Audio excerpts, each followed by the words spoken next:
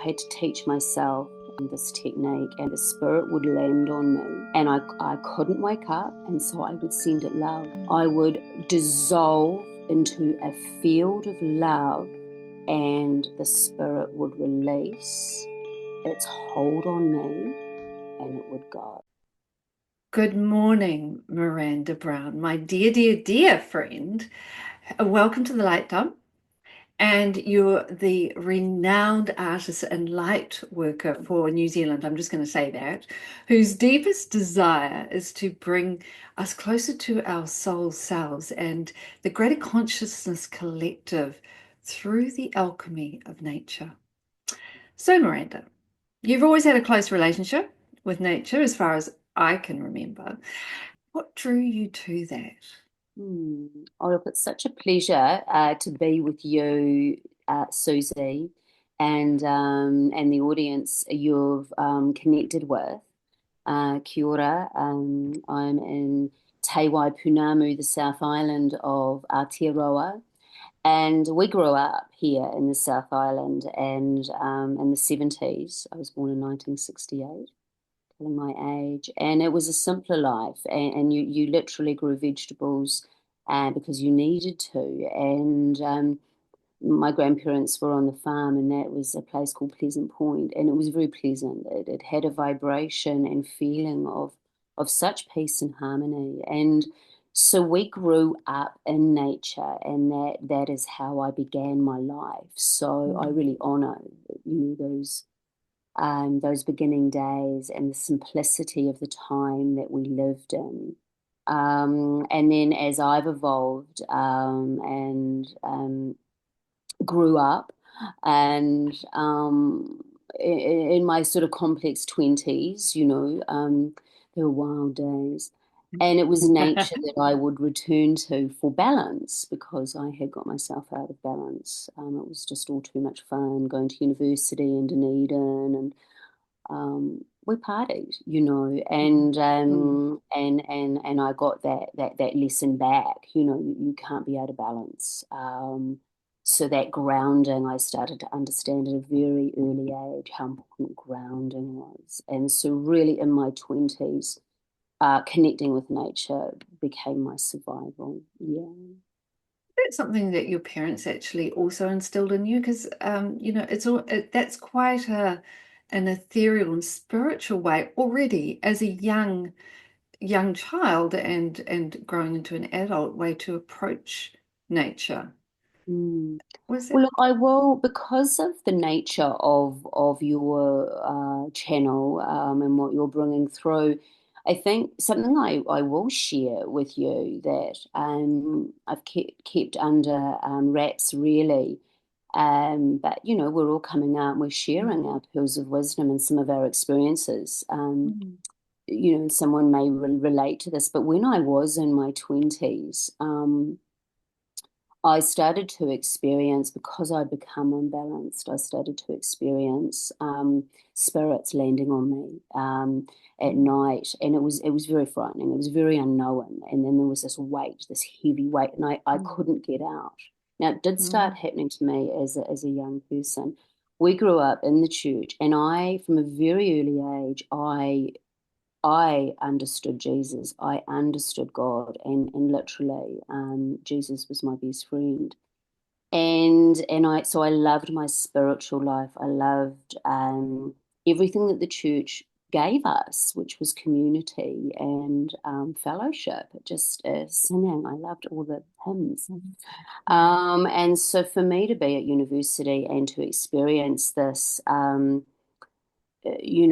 Intense feeling. I spoke with Tom, my father, and he sent me across a wooden cross, and I'd hold onto that at night, and I'd pray.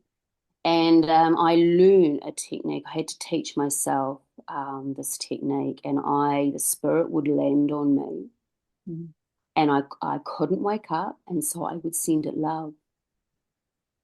I would dissolve into a field of love, and the spirit would release its hold on me, and it would go.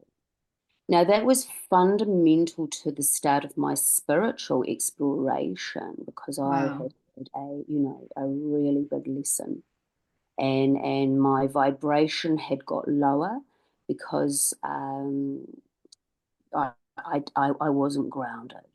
And Mm. so those darker entities could land on me. And it was through love that I was able to send them home.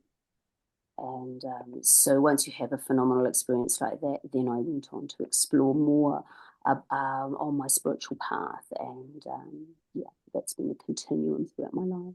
Thank you so much for sharing that. And I have a feeling that there will be people out there who go, oh, that was me. I had something like that. Maybe didn't have the tools that you had because you'd been raised in a spiritual way, even though, we've got this whole kind of breaking down of religions coming through. There's so many aspects of that old paradigm that is still valid. The love being the big alchemist in this. Yeah. So thank you for sharing that with us, Miranda. These are precious gems for everyone. Thank you. So, would you call yourself a nature alchemist now? Mm. A shamanic conduit, if you like? What are you doing with it now? Well, very um, kind. I think shamanic and shamanism is certainly innately part of my process. I call myself a natural woman because I believe this is who we are, and by accessing the heart consciousness and being in balance. We can really access our higher self. And of course, there's so much more wisdom, there's so much more to discover as you know yourself, and those of us that are really enjoying being on this soulful spiritual path. And so for me, that love of nature and then that need for balance and that need for well-being. I met, influential people. You start researching, you start reading, you start meeting people, you start going to meditation classes, and workshops, and it's just so wonderful to see that there's a world out there that can explain or express. And Rumi, you've got him on your shelf there. Mm.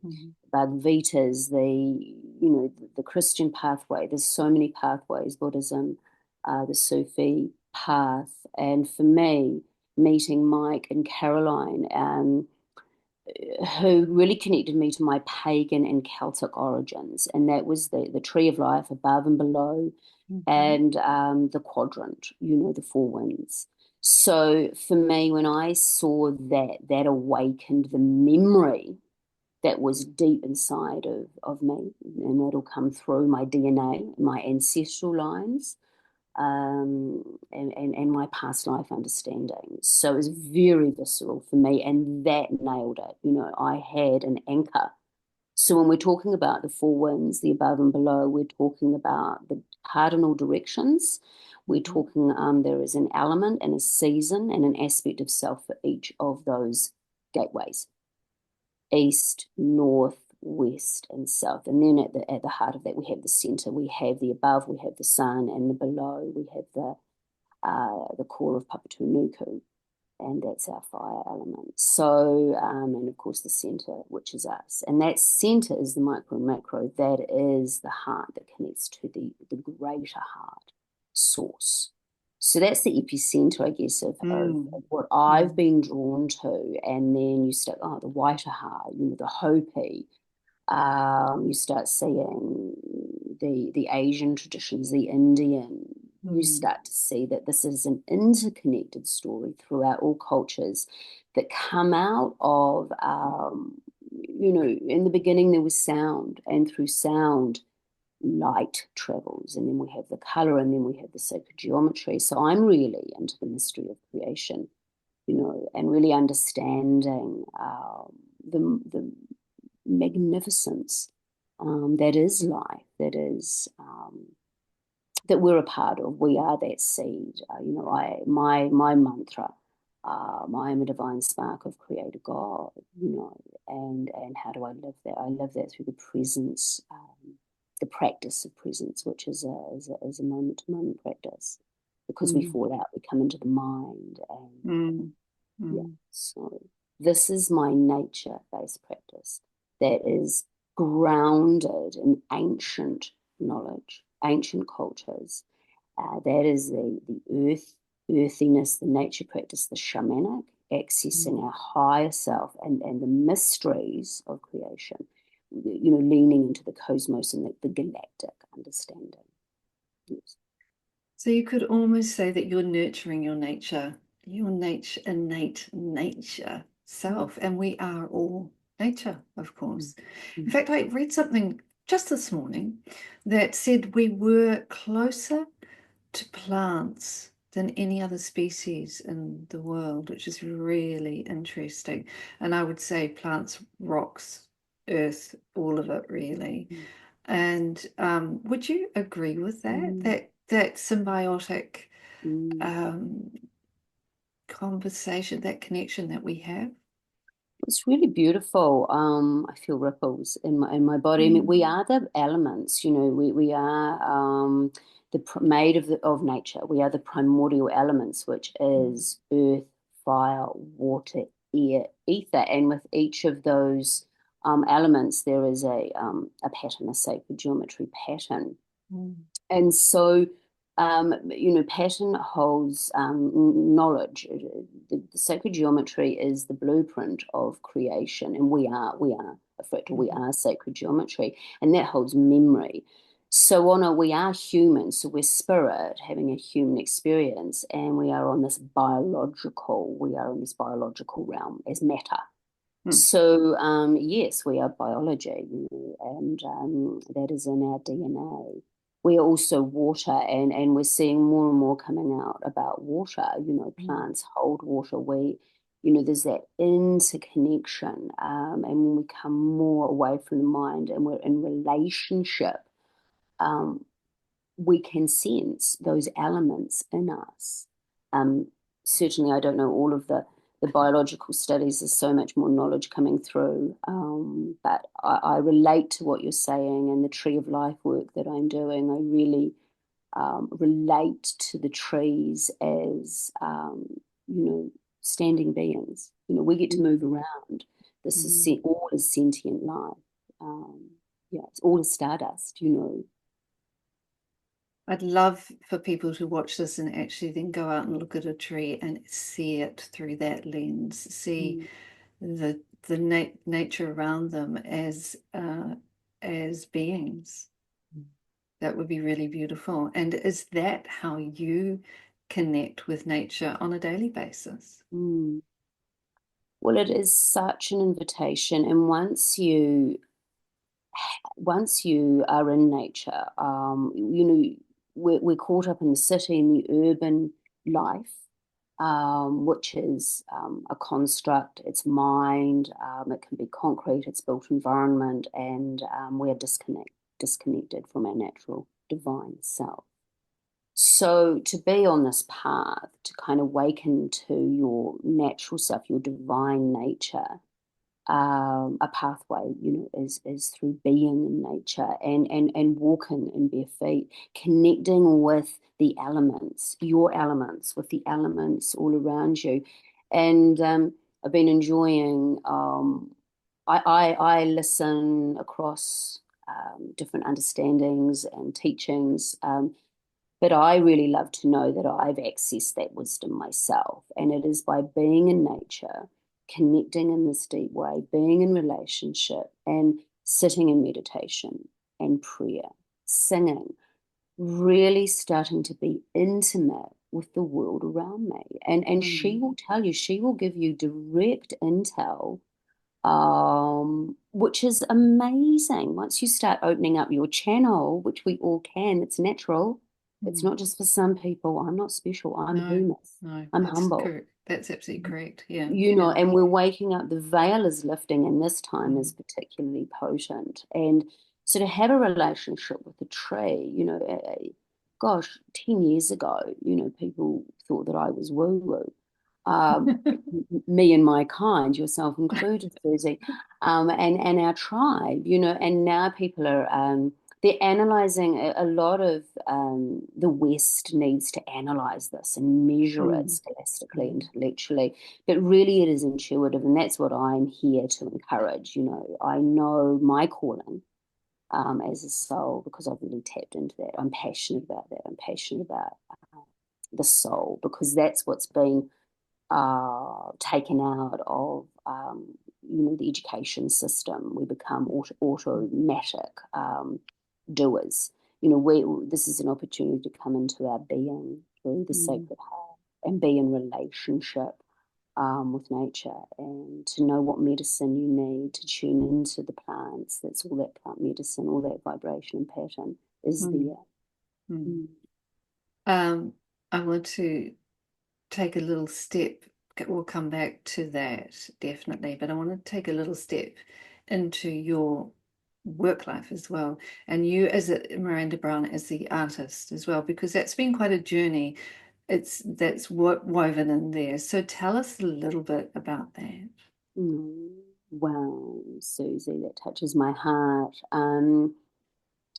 When I was young, I wanted to be an artist, and much to my father's dismay, because what was evidenced around him and um, in our system was, well, you can't make money from being an artist, and there were many things I could have been. I did study science, and I've been very rounded in my education. But it was an innate calling. It was way bigger than me. I remember declaring coming home from university and saying, I'm an artist. And I wasn't actually practicing art. I wasn't drawing anything. But it was just so deep within my heart and soul. And so I really let myself, even against all odds, I let myself indulge. And what happened were these symbols started coming through. I Mhm. naturally became stylized. I mean, even at school in my education, they wanted me to draw realistically, but I just immediately went into a free flow of symbol creation. And we see that very much in Indigenous arts. It is more Mm. stylized. So the circle was really big to me. And then that grew, and I was able to, there is that mastery, like any technical um, skill, we need to practice it. So I practiced and I practiced, and then I was able to, with my meditation practice coming alongside, be more of a conduit and a channel to the frequencies that are coming through. So now I can create symbols that are stories, tohu, that hold whole meaning, and downloads come through either during the drawing or at night time. And I mean, even if that's just for me, that's phenomenal. And then, of course, I get to share that through my practice, which is interiors, wall coverings, textiles, and the biophilic work. Mm. And and I can tell you that your work is infused. I'm going to use that word, infused with spirit. I even used one of them a few years back during COVID when I was giving meditation, a track on meditation when you're staring into the work. And I used yours was the first one, and I thought this is perfect. So I absolutely hear you when you say it comes with a lot of meaning that you can feel. You might not know, and get that analytical mind out of the way a little bit, just feel into it. But your Mm. work is incredibly beautiful and delicate, and you're putting it into environments has been really interesting because I mean some people have just responded heartfelt towards it, I know, and have included it in their homes. Architects though have also embraced your work. Tell us a little bit about Mm. the nitty-gritty of that and what's happened there in the past because it is Mm. interesting. Well, Yes, well, look, it's just been such a wonderful journey as an artist, and I do work with architects on residential projects. Megan Edwards is a renowned New Zealand architect and very, very clever, and she's naturally vernacular, naturally bringing that harmony of nature through her use of wood and the spaces, the flow, looking after the human well-being and connection to space and movement. And so I've worked with her and created site-specific artworks for one of her clients, and that we were really interested in that kind of William Morris, relationship. He's very connected to nature, as we know, Mm, through his mm, botanicals, which features in my work as well, the botanicals and the colours, what is the palette of place, the palette of Aotearoa. So in biophilic design, nature-inspired design, the studies show us that when we are connected to nature, we look after nature, there's that sense of place. mm, So the fractal patterns that are in nature are in us. And what I love about the biophilic knowledge that's coming through more and more is that we're seeing some of the metrics around the well-being. So our sympathetic nervous system is relaxed when we bring nature indoors, whether that is literally nature, plants, the wood, the ventilation, the views, the elements. And then where I fit in very much is the patterns of nature. We've always story told, we've always created symbols, and so this is an ancient form for me. Even when I dye fabric and create colors, I feel this old wise one that's with me that knows how to do this because we always have. We need meaning, and that's what integrating art is. It gives us direction. We tell stories mm, within our spaces, whether they're public or home. So the Burwood Hospital curtains, that commission was really mm, a wonderful opportunity for me to work with the DHB, work with the architect Klein, Jasmax, and create a story using those colours. I work with Joseph Banks, botanical, um, the rata pertaining to the South Island, and the tui that's coming back to this region, and in the colours of this place, the water, the elements. mm. And so nature's there. It's happening on a subconscious level, and art is very much the same. But when it's done consciously, we can really activate the patterns in ourselves and be in relationship with that greater whole that brings a sense of well-being and harmony. And it must have been such a joy for you to do the hospital and to, I mean, a place where people are needing to heal, Mm, right? mm, And to subliminally have these symbols around them. What a great project. What are you working with now as far as symbols? Is there anything specific mm. that you're currently working with? Yes, yes, I'll just get the tree of life. It's nice for me to look at it while I talk to you.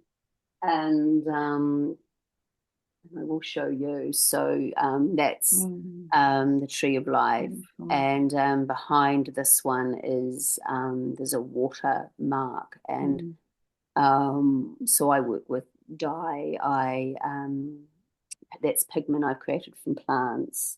And then I work with a pencil, very humble pencil. And then I work with my graphic designer, Carol Green. We've worked together for years, and then we take those images into Photoshop. She has those skills. Too complex for me. I'm too busy mm, chatting to nature. mm, So what I love about that, in that ecosystem, you've got everyone has a skill group that they offer, and I love collaboration. So mm, that the Tree of Life is the last in a series of that pertains to the Four Winds. So this is actually a new project that I'm bringing through, the Tree of Life project, and it started at birth in Oxford 2 years ago with an exhibition there, which I created gateways, sort of giant artworks. We have the eagle, the great eagle, in the east, and the east gate is all about vision. That's the season of spring. It's the rising sun, and so we are encouraged to have vision. And the hawk, the eagle is the one that flies the highest in the sky, flies to the sun, and we see that across different cultures, don't mm, we? mm. Including the Egyptians. So the great eagle in New Zealand, the Haast eagle, known in South Island as puakai, which means gluttonous eater. Um, Right. I didn't yes, know that, yes, actually. I know. Well, yes, the odd small child, watch out, Right, watch out. right. Yeah. They're 3 meters in wingspan, and Wow. so enormous they became extinct, which I was related to the moa that went through extinction. That was their major food source. So coming back to vision and using metaphor, the eagle, to soar with the eagle and to have vision, to see above the complexity and the lower mind. And we must have vision. Mm. And especially, we have imagination. That's what we have as humans, and it's a gift. We're creative. Let's harness this and imagine and play and create our new world through our creativity and our heart connection. So that's what this Tree of Life project is about. It's about walking through the 4 cycles to live our dreams in accordance with nature's principles and cycles, and on those different levels. So our physical, our emotional, our intellectual, and our spiritual. This is who we are. We are nature, and we need to be in balance, huh? Yeah. So If we want to make it with a sense of well-being, we need to be in balance. There's just no two ways about that.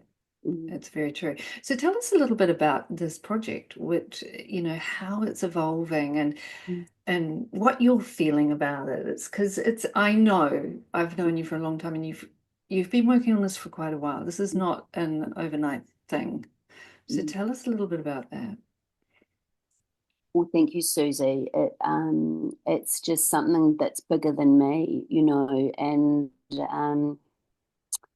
I, as I shared with you, Caroline and Mike would have introduced me to the Celtic cross, to the circle. It's the medicine wheel, and I related to it, and it gave me the grounding and the practice um, that I needed. And Tegan Fee, she'd come back from the Amazon. She'd worked with the elders there, and she taught me how to work within the medicine wheel. And it was magic. It was everything that I needed. And then I started women's circles, and being a part of ceremony. And so what I feel in my heart is at this time, particularly, is that we are crossing over to the new earth. This is this great Mhm. awakening, this shift, and the more that we lean into the heart,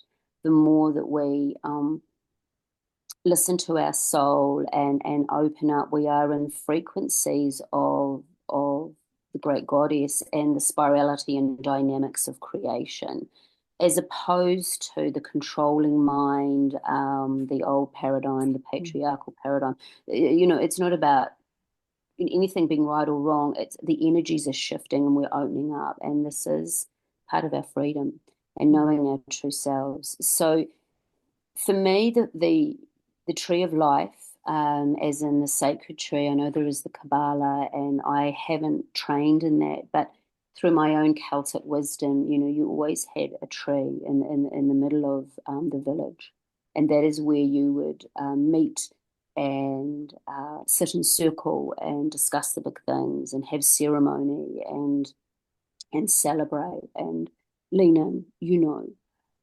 So it's very intuitive for me to understand the knowledge and that the tree, the sacred tree holds. It's a metaphor for life. It's the greater whole. And so this journey, the Tree of Life project, and the first program that's coming out is to support soul entrepreneurs like myself. So I'm offering a program, a 12-week program for women to go deeper into themselves, whether they have a business or an enterprise or they're wanting to really harness their soul and to work with this quadrant to create. It's a strategy. And through my regenerative training through Regenesis Group in America, I was delighted to see that the tetrad is what they use for strategy. Setting our goals in the east, manifesting, doing the work, ignited action in the north, the west, water, the ground, really going into our emotions, really looking at the past and what's here for us to work with, the good, the bad, and the ugly. And so we can harvest, that obviously that is the season of autumn. And so as the leaves fall, we need to release. And so what is there to release? So that we can come around in the south and plant our seeds again and listen, Matariki, Tama Matariki, and sharing, networking. So I'm talking about obviously a southern hemisphere medicine wheel or quadrant, and it's the other way around for the north. So at the epicenter of this project, it is about connecting people to nature, to themselves, to their divine nature, and really tapping in to the truth of who we are so that we can live true wealth and abundance in alignment with creation. And that really is awakening to our full potential and wow, that's limitless. Yeah, our full potential is powerful, and it's really interesting how we sometimes begin these journeys on a feeling like we're on a back foot. How do I change this? What do I do? And I guess the Tree of Life Soul Enterprise is really an action to take to create realignment so that one can it's become all that you can be, which is very exciting. And has it worked for you, Miranda? I mean, yes. That's my practice, and it's been my practice to plant my seeds on the new moon and I walk. I live this way, and when I'm in the heart, when I'm practicing, I plant seeds of intention, and then that will be, well, who am I networking with? I've got partners, heritage carpets, I've got a rug range, I've got a fabric range that's through partners, through Materialized. I've seeded everything through my vision and my aligned action. You've got to go beyond doubt. You've got to go to the West and release what's there. So it's a spiritual practice, but I love manifesting it in the world, and my achievements and I guess if you call them that, but to realize my work out there in the playground and the marketplace is evidence that I am up to something. And it's the core of my practice that gives me the inspiration and the healing, that I need to keep going out there, because it's not that I love turning out to some of the rooms, they're challenging, and not everyone is on the same page. So you've got to work out, well, which rooms are going to open and which ones, where am I aligned, and so giving that, understanding that alignment and your values feeds your passion, and passion is power, and we need to power up. We need to look after Papatūānuku, we need to look after ourselves, and we are working through, a new living operating system, and I feel this is in alignment with the energies of our time.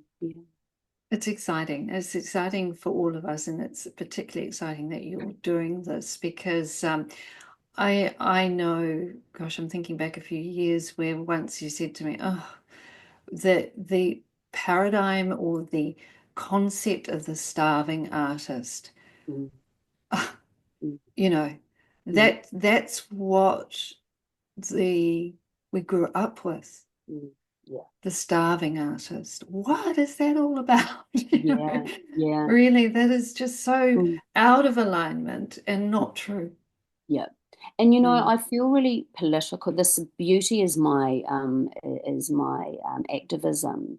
And when you look at cultures that do honor the healers and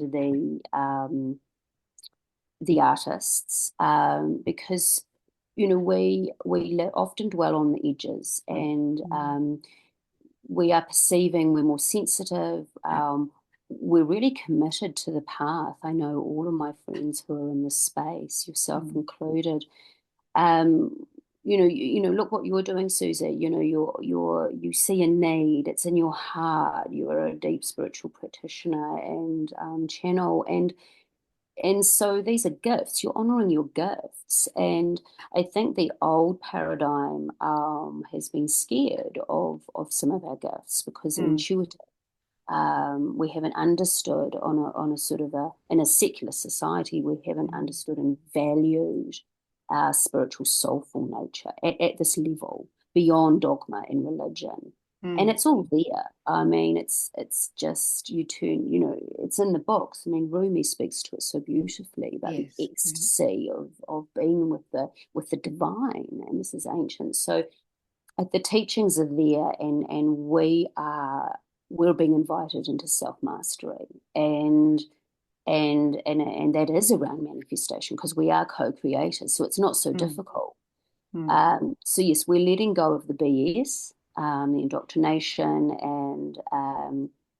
and ideas that have been put on us, and we're freeing ourselves up. And this is what I'm passionate about: is to really, what do you love?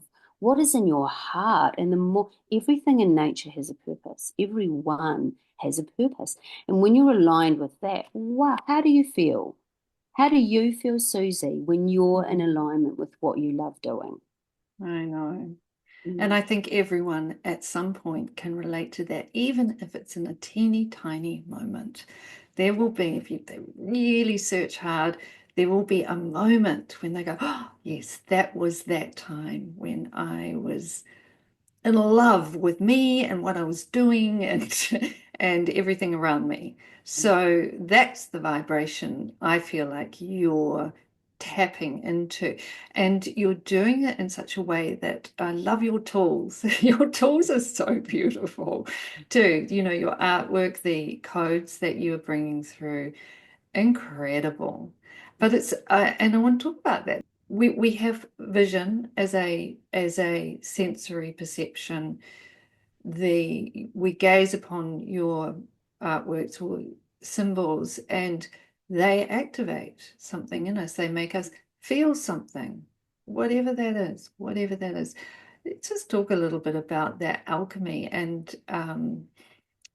how you are consciously using that in this program mm, too. mm. Well, it's interesting, isn't it? And it is the great mystery. And as much as um, I understand more, I realize I also don't understand. And what I do love, what's coming through my pencil, my channel is this, as I was sharing with you, this these codes. And when I sit in the presence and allow that pencil to come through to create these artworks that activate, um, I get messages. And I wanted to share with you an artwork that I did some moons ago, and that was the star. Mm, Okay, beautiful. and it's the pentagram, and very detailed. And what was magical about and informative about drawing the star was I knew I hear my processes. I kind of hear, you need to draw this now. And then I'll carry that around for quite a while till I get space to actually sit down and draw. Being a dynamic, Mm. spiritual, creative entrepreneur, I'm all over it, all ends Mhm. of the operation. So I carve out meditation space and I tune in. And I was being a little bit. I was just sketching stars, I knew the star, and I wasn't able to get the full essence and structure. And I could hear you need to actually sit down and draw the structure because sacred geometry is the structure. It's the blueprint. And what I really could see by mapping literally the geometric structure of the pentagram according to the mathematical metrics, um, wow, then all of this creativity was able to flow through that structure and Mm. the star appeared. And I loved that journey because I got to see, wow, that structure, the masculine, and then the feminine was able to flow. So we can see that in a kind of a bigger picture, Mhm. Mhm. you know, Mm. um, understanding of the god and the goddess. And what came through, what was absolutely incredible at that time drawing that star was in my third eye, I start at nighttime. There were these downloads and these star beings were dancing in my third eye. It was just amazing. It was such a gift. Mhm. Mhm. I can't remember all of the messages. Sometimes but really reminding us we are stardust, and what a little note here. By drawing, I remember knowledge. Drawing, or in this one, there's these fountains. By drawing the fountains reminds me that stars are the building blocks of creation. Form our gifts From our gifts, we are connected to the soul, the source. So, yeah, Susie, That it's goes into your work. And here's what I'm suggesting is by us gazing upon it and mm, we join up with that journey with you and become activated in a similar way, which puts a whole new spin on art and these shapes being kind of like supplements to our life. Can I call it mm, that? It's like a way of putting something within us that activates a mm. healthier way of thinking, being, without us really knowing how and why. Sure, Yeah. sure. Well, it's Yeah. as we've always created symbols and knowing some of that backstory, looking at artists, the Sri Yantra, the Mm. Indian Sri Mm. Yantra, Gateway to Heaven, and I remember coming upon that in my 20s and meditating on it, and uh, for those of you that don't know the Sri Yantra, it's a series and a Hindu symbol with a series of triangles that go up and down, and the masculine and the feminine, and then at the point, the bindi point in the center is the oneness, singularity, the all. And so I was meditating on that, and I totally felt I traveled, I journeyed shamanically to outer galaxies, and that actually inspired a whole body of new work. So I know from I knew that in my 20s how sacred symbols could activate that, and we have used them, mantra, yantra, tantra, and interestingly enough, I segue, but I know you as a sound part of your portfolio as a sound healer and code worker. You know, in the beginning there was sound, and through sound the light carries. So there is a relationship between vibration, sound, and form, and so that's called cymatics. So there is a sound frequency and then a geometric pattern forms. So has a vibration in our body that creates a pattern. So it's not just woo-woo. This is, and I'm obviously, and I just want to share with people more and more. The ancients knew this, and so the more complex the pattern, the higher the frequency. And so, yes, by viewing sacred patterns that have been come through that higher frequency, through that practitioner, through nature. Obviously, all of nature is sacred and holy. Sit in nature, do that. The patterns are there.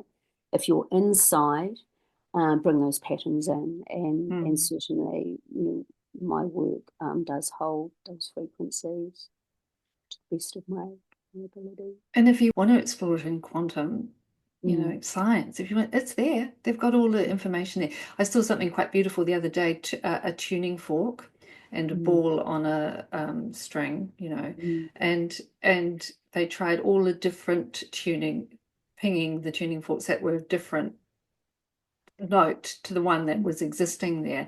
When they pinged the one that was the same note as that, the ball started, pendulum started going. Yeah. Simple as that. Yeah. I know. If you want the evidence, it's there. It is actually all there too. So not that I suggest we need to go back to that, but some people do, and some people really love that and explore that too. So that's okay. But it's all there. Or something like just that's sitting there in terms of art activation, and that was you can't find these jobs on Seek. You're looking for a job on Seek, and art activator. So coming back to that was in my ponderings and imaginings, I'm like, that's what I'd really like to be. And so look, I've manifested that, and it is my role. When you sit in your heart and you really listen to your heart, those gifts. So coming back to the tree and some of the process that we do there is there's the egg, there's the seed, and that's the gifts and talents that have already been given to you. They're in your soul. And I was listening to Basha the other day, and he speaks to this so beautifully. And our soul purpose is to really realize our gifts and talents and be in service. And then the heart is at the center here, and that is about coming into the heart and qualifying our vision, that which we're here to be in service to, our gifts and talents, that which is in our heart, to qualify that with love. And I work with the sacred violet flames, the seven sacred flames, the violet flame of which is one, and that's that book there. I mean, it's tatty. There's so many prayers in there that have fueled me up, and that's the sacred flames of the colors and frequencies of our chakras and creation. And so when we qualify our creations with love, we're holding those higher frequencies, that high vibration towards our creations, and they can come through and manifest much quicker because we're in that high field. And Joe Dispenza speaks so beautifully to that, doesn't he? In terms of being, when we're in the heart, we're in the field, that toroidal field, and the infinite potential, as opposed to when we contract and we're in fear, and nothing really can grow and create from that place. So, and then we've got the crown of the tree, and I've drawn there the pineal, the pine cone, and that's sacred geometry. That took some focus and mastery to draw that, to get the pattern of the cone. And that's where we hold, the tree is the metaphor of the seasons. And so in our branches, holding up here is the fruit. So we're using the metaphor of the seed, the bud, the flower, and the fruit. So simple and so beautiful. Yet I do hear the two words focus and mastery in there, which is so key to it. And that doesn't that doesn't have to sound hard. I think people get a little bit stuck and go, oh, I don't know if I've got time for this, or look, it isn't difficult. It is just Mm, focusing. It's mm, just focusing, and we have to do that in all our life in various ways. Do it for yourself. And I would really encourage people. I'm going to put all the information at the end of this of how to contact you. Those who have a burning desire to take something, a project, an idea to the next stage, to contact you and work with you in this way, wherever they are in the world. It can be figured out. Look at us. We're at opposite ends of the country. We're fine. mm. We're Yeah. accessible. And something I do want to add there, I think, because of the mind and the patterns that the self-doubt, and I noticed in one of your questions, which I really, the dualistic, there is a lot of contrast in the world now, and people are getting caught up in all of those stories, and understandably, it can be frightening. Some of us are choosing to not give a lot of energy to the chaos and the politics, because where you put your energy, your attention energy flows. So yes, it does take focus, and there is contrast, and that's what, in the dualistic, being a human, that's actually what makes us grow. So instead Mm. of calling it positive and negative, we're, hey, this is contrast to help me go. And these are some of the practices that we're moving through self-compassion and love, um, moving beyond doubt and fear. And so we need that focus. We need ignited vision and aligned action, because otherwise we stay just in the dreaming state and the imagining. But we are here to literally manifest. So let's Let's manifest with do that. it. Make it happen. Yeah, because we need our women to step up, or our men, everyone, all of us, to really honor our lives and enjoy ourselves. Doesn't need to be all hardship and kind of bottom feeding. We are actually higher conscious beings, and we are creating the new earth, which is love and you know abundance for all life, for all beings, and creatures, great and small. Beautiful, Miranda. Any final thoughts, codes, ideas you Mm, want to share with us? Is there anything you want to put out there? Apart from that, that was just amazing.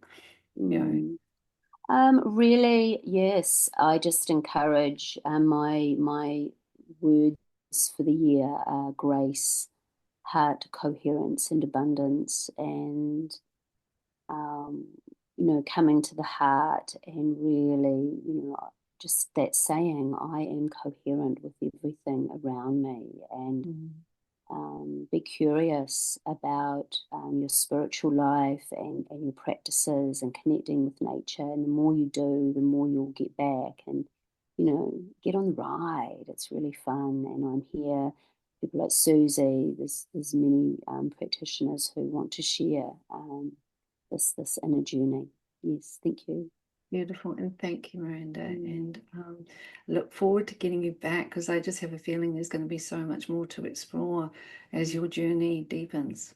thank you, my love. Thank you so much. Lots of And love. to all of you out there, blessings on your journey. Aroha nui. Aroha.